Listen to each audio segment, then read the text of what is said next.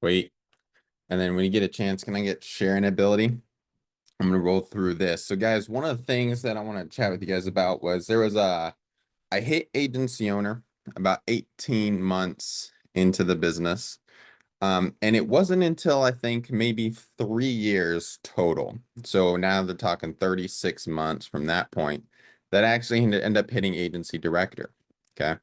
And so one of the things I had to really figure out was I really thought that this business, everything could just be powered by me all the time. You know, the systems, the people, that everything was already here. And I was like, oh, I'm just going to continue to be Andrew all the way through.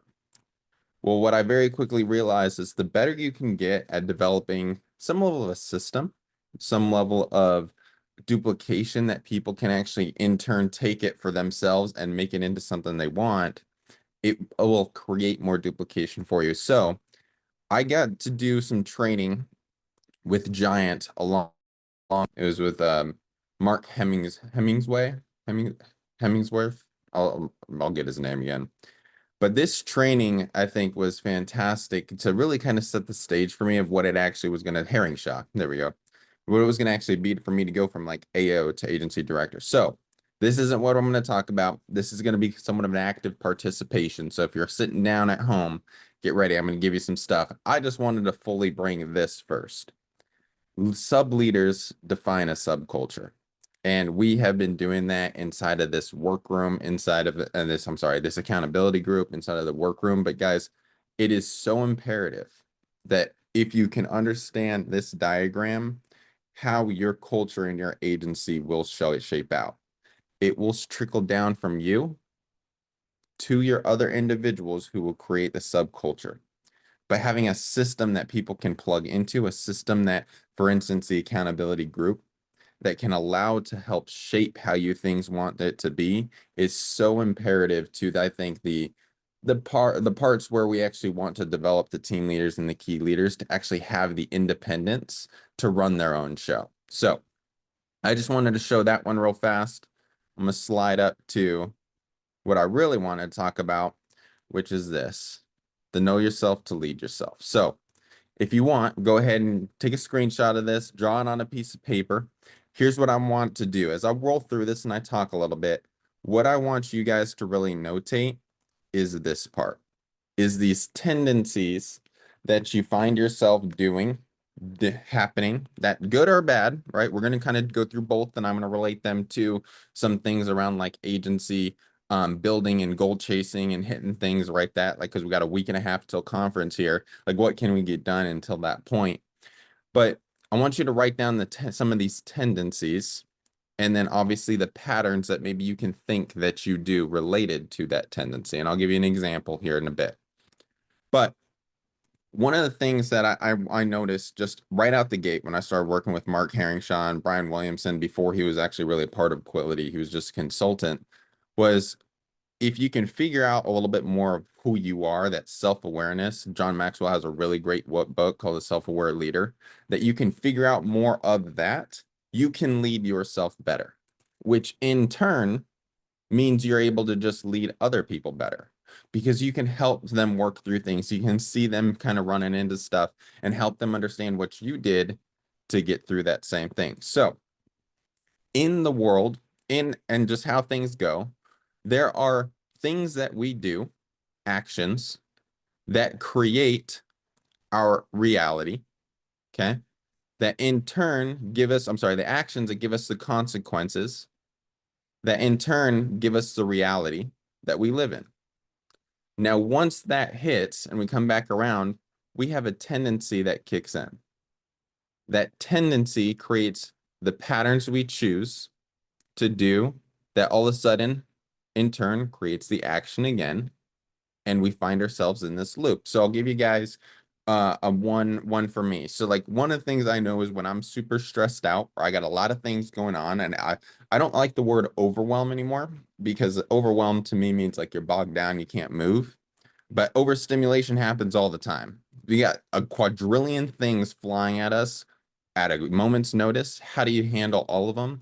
I've noticed one of the things that I will do when I'm overstimulated is I will binge anything or everything.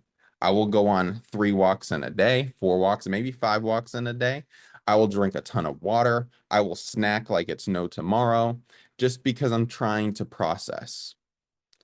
And I've noticed that pattern and that action and that tendency. And so what I started to do is when I saw that tendency, instead of trying to change me internally, it's more about the recognition of it. And I know how to get myself out of it. For me, it's as simple as this. I just need to have a conversation with somebody. I need to stop having combos with Andrew up here. And I just need to go ahead and have a conversation quickly with Jacob, with my wife, Anna. I just chat with her. It takes 5 minutes, just let her know what I'm thinking. And all of a sudden, stress clears, like blinds open, the fogs it clears out. And all of a sudden, it's like, okay, this is what I've got to do next. Okay.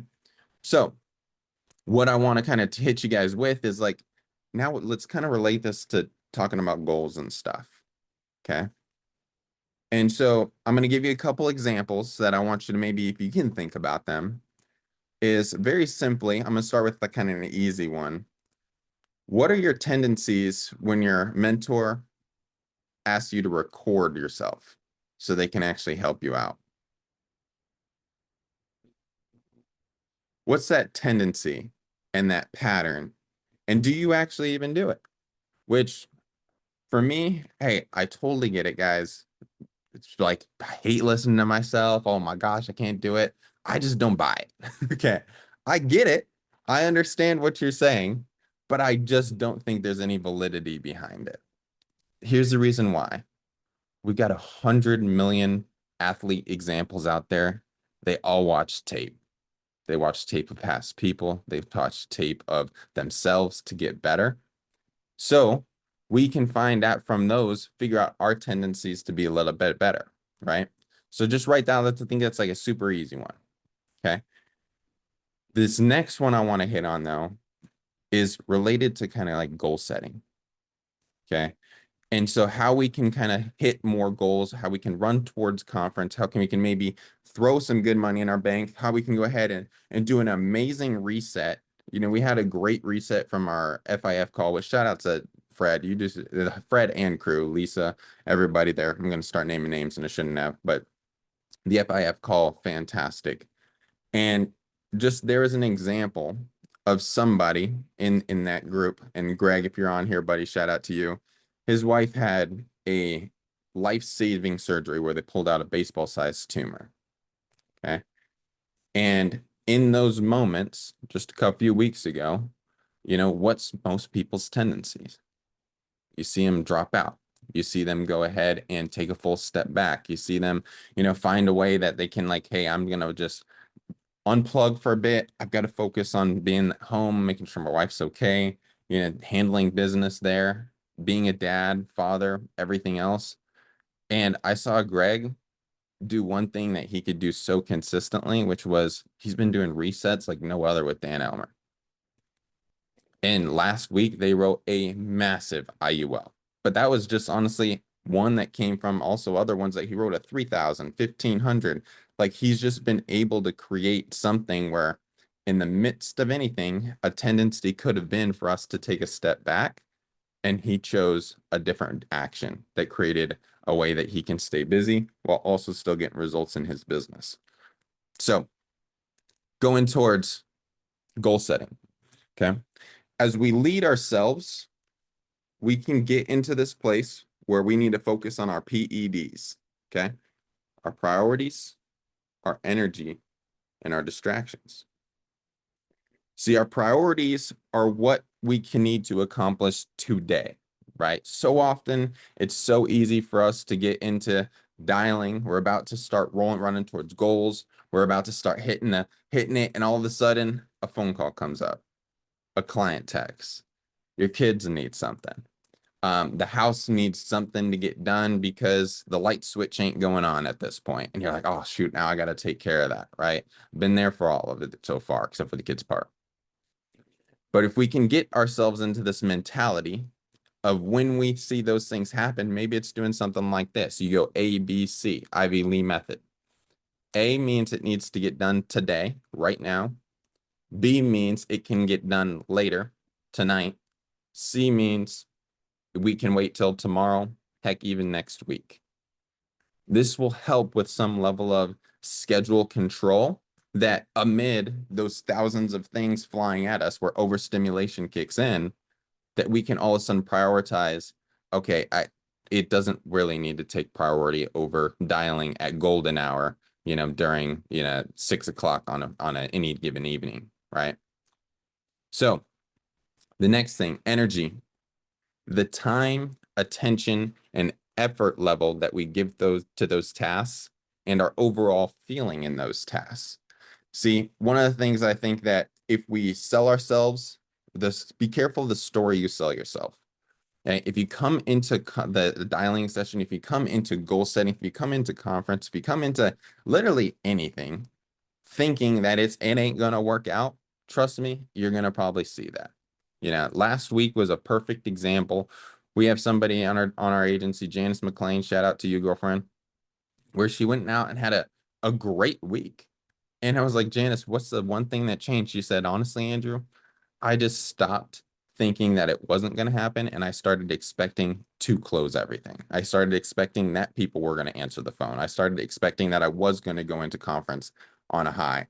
And I was like, that is a 100%. So often, if we can focus simply there, what I see happen all the time. Because, guys, I went into my third conference with one person going there, and I wasn't a team leader, wasn't a key leader, never done 10 grand in a week, never produced $20,000 in a month, wasn't an agency owner. I was a nobody going to my third conference. And I broke out as an agency owner 6 months later from that one, because I just changed the way I was approaching the business any given day. And then the last one, the D, distractions. What we allow to deter our focus. Okay. And that's the big piece, is it bold underline. It's what we allow to deter our focus.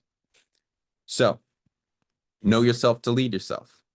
You have your tendencies, your patterns, your actions that give you your consequences of life that create your reality. So how can we apply this towards goals? One of the things that I love to do, my friends, is I love to go on vacations. I love to travel. It's one of the reasons I came to this business, was to work remote, to be able to kind of just work my schedule, even though we went and saw clients in the field at the time that I was here. I did a lot of weekenders, a lot of times just going and traveling, doing things, seeing things, working and handling the business, just recruiting agents, and while in New York, visiting my family, anything and everything that I could do.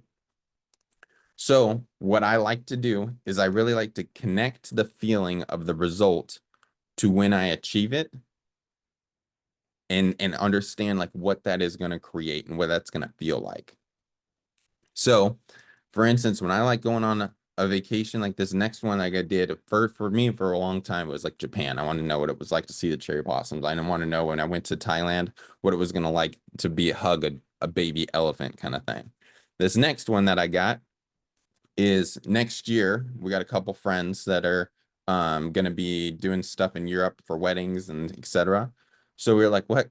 Why not just stay out there for a full month? I can work this remote. Living out there ain't all that bad. I've done it in Spain before. I can talk Spanish. What's that feeling gonna be like to stay out in Spain for a full month and then go to a wedding on one end and another wedding on the other end of June? I don't know, just walking through the cobblestone streets, grabbing food kind of whenever I want for downtown, in the downtown of the condo in Sevilla. I don't know, maybe it's like just flying over and kicking over to Barcelona, or finding a way to do a little Euro summer and take a weekend in Paris. I don't know. Like I'm just starting to imagine the things of what it equates to. And this is a year from now. This is in June. So that way I can start to change the way that I feel about how these things are going to happen, the experiences, those memories, those pieces that all of a sudden that's the reality that I want. So when the consequences kick in and my tendency kicks in that takes away from that reality, I can go back and realize, no, I want to be able to do this that small distraction, that overstimulation, those pieces that all of a sudden I think that, oh man, I can, I don't have to dial right now. I don't have to go put another $10,000 in the bank. I don't quite have to go get this next person to this conference or Ignite and so on and so on. You put those to bed, you change your pattern, you change your actions to create the better reality. So my friends, this whole thing, this giant toolkit, if you ever want to go utilize it, I think you can even download it. It's just gianton.tv/ascend, like going up, ascending up a flight of stairs or ascending a mountain. And the 5 voices test, I think, is fantastic, but there are some really good videos in there about every single one of these toolkit pieces that you could go dive into. Do not, for the sake of everybody and leaders here, spend hours on end trying to go and do. There's 57 pages to this, 49 pages to this thing. This is not a let me research and learn everything. This is truly a, hey, let me use it as a catalog. When I need to utilize this, reach out to us. We'll tell you what's a great one to go look at. But for the most part, my friends, if you can lead yourself better, you'll lead everyone else better. You'll realize why they aren't becoming new writers or why they're, struggling to get to 5 grand or 10 grand in a month. Lead yourself better. You'll lead others better. Good morning, everybody. Happy Monday. Yeah, let's get it, man. Put a 1 in the comments if seeing the visuals helps so much. I love being able to see something while people are talking through it. I'll tell you, I think the biggest wake-up call for me, Andrew, when it came to my own self-awareness and my own tendencies and learning to fix that stuff was I was really good at the day before, like deciding here's the way I'm gonna show up tomorrow, but Yep. then not doing things in that day that set it up. So like, I'm gonna wake up at 5 a.m., but then I'd stay up till 11. And then 5 would come and I'd be like, that sounded so much better yesterday than it does right now. And so I had to learn to, like, if I'm gonna show up this way, I've got to like backtrack setting that stuff. So if I'm waking up at 5, I'm going to bed at 9. And so I had to start making decisions early. And then if I'm going to go to bed at 9, I need to get X, Y, and Z done before. And so it's like, it just became this, like, everything became a catalyst where I'm thinking ahead so I could show up the way I needed and wanted to show up when it counted. Oh, Big and one of lesson. the easiest way I think everyone can do, like just simply that, is have y'all really tried to calendar your day hour by hour the night before that said like, okay, I'm gonna wake up at 5, I'm gonna hit the gym by this point, I'm gonna go to do this, I'm gonna hit the dials, and your whole day is planned out yesterday evening. Trust me, it will change the way you decide to go to sleep. It will change the way you try to handle things. And then that's where I kind of mentioned the overstimulation part is like watching your tendencies there so you can better move yourself through those as well. Yep. So good. All right. Let's stop the recording.